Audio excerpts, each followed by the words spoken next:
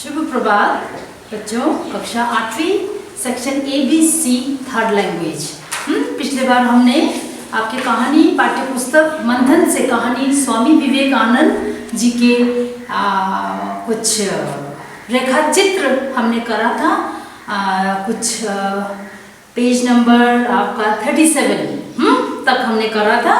Paragraph आप last देखिए। उन्हीं दिनों यहाँ से आज फिर हम शुरू करते हैं। आपने स्वामी विवेकानंद जी के जीवन चरित्र के बारे में, जीवन के परिचय के बारे में आपने हल्का तो आपने ज्ञान प्राप्त कर ही लिया। आशा करती हूँ आप जान गए होंगे कि स्वामी विवेकानंद जी कौन थे और उनका हमारे भारतीय समाज में या भारत में उनका क्या योगदान रहा। अगले और भी उनके कार्य हैं जिनके कारण हमारे भारतीयों को, हमारे भारत देश को गर्वमय बनाने योग्य है। देखते हैं अगला पैराग्राफ में। उन्हीं दिनों अमेरिका में विश्व धर्म सम्मेलन होने जा रहा था। विश्व धर्म सम्मेलन होने जा रहा था। अनेक लोगों ने स्वामी जी की प्रतिभा से प्रभावित होकर उनसे उस सम्मेलन में भाग लेने का आग्रह किया, क्योंकि उन्होंने अपने जीवन आध्यात्मिक ज्ञान की खोज में जब वो हिमालय की ओर गए, उसके तत्पश्चात वो भारत के एक एक कोने में भ्रमण किए और एक एक कोने में भ्रमण करने के बावजूद उन्होंने लोगों से बहुत ही करीबी से उनके जीवन के बारे में उन्होंने जाना। लोगों को उन्होंने देखा कि उनके जीवन में क्या समस्या और किस दुख से गुजर रहे हैं। यानी आप कह सकते हैं कि लोगों से उन्होंने आंतरिक एक उनके तालमेल बन गया था। सो उस विषय से उनके इस परिचय के कारण सभी लोग उनके वचन उनके द्वारा बोले गए। हर जो पंक्तियां से सारे जन है ना भारत के उस जहाँ उन्होंने भ्रमण किए वहाँ के लोग उनसे प्रभावित हो गए थे। सो इसी उनके आकर्षक व्यक्तित्व, कांतिपूर्ण मुखमंडल, चुंबकीय दृष्टि और उनके भव्य और सुंदर और सरल और विनम्र जैसे स्नेह और आदर जैसे उनके व्यक्तित्व पे उनके भारतीय जहाँ उन्होंने भ्रमण किए वो सारे आकर्षित हो गए थे। सो इसी के चलते उन्होंने उन लोगों ने उन्हें उस सम्मेलन में है ना विश्व धर्म सम्मेलन में हिस्सा लेने के लिए आग्रह किया। स्वामी जी जाने के लिए तैयार हो गए क्योंकि लोगों के आग्रह थे। सो उस वजह वो तैयार हो गए। वहाँ उन्हें ज्ञात हुआ कि सम्मेलन में अभी विलंब है।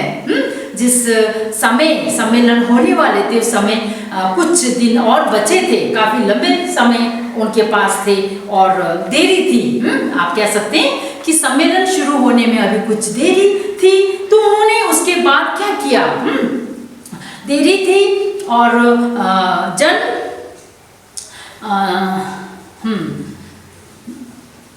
स्वामी जी जाने के लिए तैयार हो गए। जन साधारण ने उनके लिए धन जुटाया और वे 31 मई 1883 को मुंबई से चलकर 30 जुलाई को अमेरिका पहुंच गए। वहां उन्हें ज्ञात हुआ कि सम्मेलन होने में अभी विलंब है। उनके पास अधिक धन नहीं था, इसीलिए प्रतीक्षा के दिन उन्होंने बड़े कष्ट से वो आने धर्म सम्मेलन जिस दिन होने थे अभी काफी देरी थी, इसलिए उन अंतराल में उन्होंने क्या किए, उनके पास पैसे इतने सफिशिएंट नहीं थे तो बड़ी कष्ट से, बड़ी मेहनत से उन्होंने धन जुटाए और 11 सितंबर को सम्मेलन प्रारंभ हुआ। वहां उपस्थित सभी लोग एक सन्यासी वेशधारी भारतीय का भाषण सुनने को उत्सुक थे। सभी सन्यासी जन लोग थे वहां और उनके है ना खासकर स्वामी जी के भाषण सुनने के लिए उत्सुक थे। जैसे ही स्वामी विवेकानंद ने मंच पर जाकर शुरू किया, मेरे अमेरिका के बहनों तथा भाइयों के संबोधन से भाषण प्रारंभ किया, वैसे ही तालियों की गड़गड़ाहट से सम्मेलन स्थल गूंज उठा। तालियों के थमने के बाद स्वामी जी के विद्वतापूर्ण भाषण को सुनकर श्रोतागण मंत्रमुग्ध हो गए। अमेरिकी वासी कल्पना भी नहीं कर सकते थे कि एक भारतीय धर्म पर इतना अच्छा भाषण दे सकता है। स्वामी जी ने पश्चिम के लोगों को बताया कि कर्म को कर्तव्य मानकर करना चाहिए, कर्म को कर्तव्य मानकर करना चाहिए, उसमें सफल की इच्छा रखनी चाहिए। स्वामी जी ने उसमें फल की इच्छा नहीं रखनी चाहिए। जो भी कर्म करो उसे कर्तव्य मानकर करो और उसकी फल की इच्छा नहीं रखनी चाहिए। स्वामी जी अपने चमत्कारी भाषणों और प्रभावशाली व्यक्तित्व से धर्म सम्मेलन के सभी प्रिय वक्ता, सबसे प्रिय वक्ता बन गए। श्रोताओं को अंत तक रोकने के लिए बस इतनी भाषण घोषणा काफी थी कि प्रार्थना से पहले विवेकानंद कुछ बोलेंगे। वहां की समाचार पत्र स्वामी जी की प्रशंसा से भर गए। पूरे चहल पहल, वहाँ जितने भी लोकल उनके समाचार पत्र प्रकाशित हुए जाते थे, सभी समाचार पत्रों में उन्हीं के बारे में चर्चा थी। वही सम्मेलन में जो भी कुछ उन्होंने भाषण दिए, प्रभावशाली जो भाषण थे, उसी विषय पे उस समाचार पत्रों में छप गए थे। शिकागो के राजपथों पर उनके चित्र लगाए गए, शिकागो के राजपथ पे उनके ही चित्र लगाए गए।